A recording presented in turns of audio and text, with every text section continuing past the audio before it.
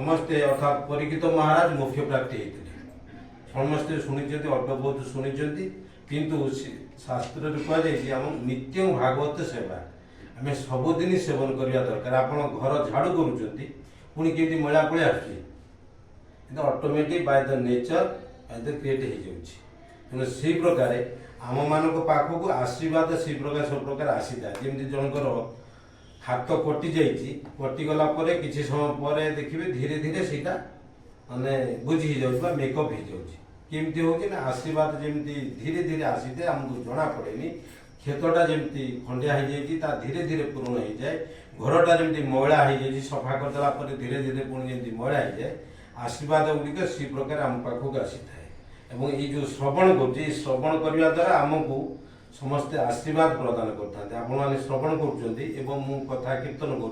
प्रभु मान कीर्तन कले ये श्रवण कीर्तन करने द्वारा प्रथम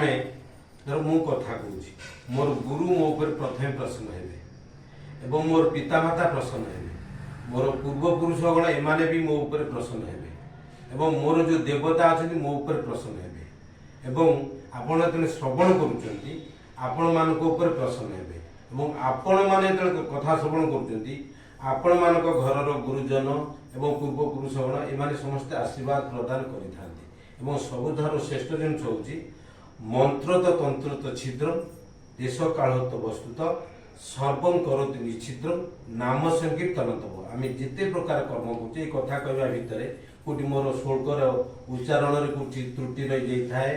एवं ब्राह्मण जो मंत्र पाठ पूजा पाठ कला बेलू कौटा आग हो कौटी पछ हो केतले भूली जाए बेले बेले से मंत्र मुझे जानी समय क्रम ठीक टाइम मन पड़े बेले बेले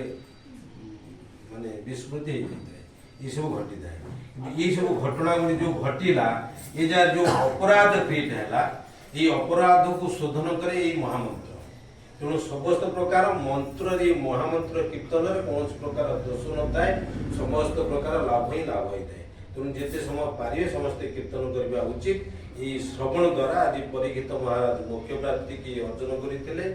श्रवण करी मुझे भक्ति मार्ग को आसी पार्टी आप समस्त बुला सहर भितर समस्त पाखे परिचित हो पारे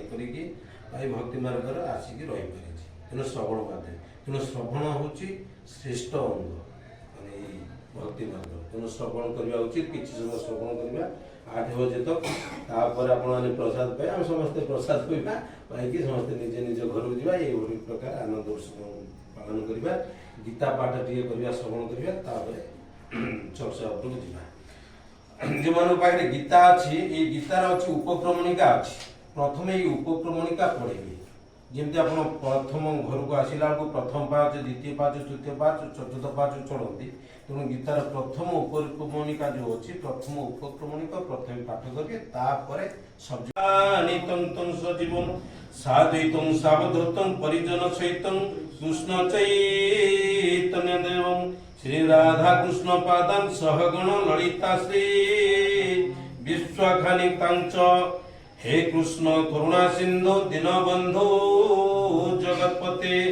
गोपीश गोपिका कांत राधाकांत नमस्तुते तप्त कांचन गौरांगी राधे वृंदा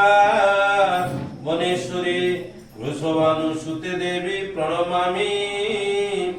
हरे प्रिये वाञ्छाकल्पतरुभ्यश्च कृपा सिंधु एव च पतितानां पावनेभ्यो वैष्णवेभ्यो नमो नमः हरे कृष्ण कृष्ण कृष्ण हरे हरे हरे राम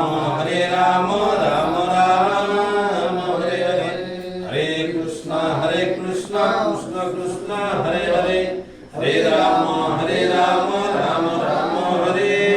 हरे हरे कृष्ण कृष्ण कृष्ण हरे हरे हरे राम राम राम हरे हरे आज हूँ के तारीख 3 तारीख है तेणु यहाँ 11 मास चली जो मैंने गीता पाठ करुवे कि ना खाली श्लोक तार अनुवादटा सबुदिन पाठ कले आप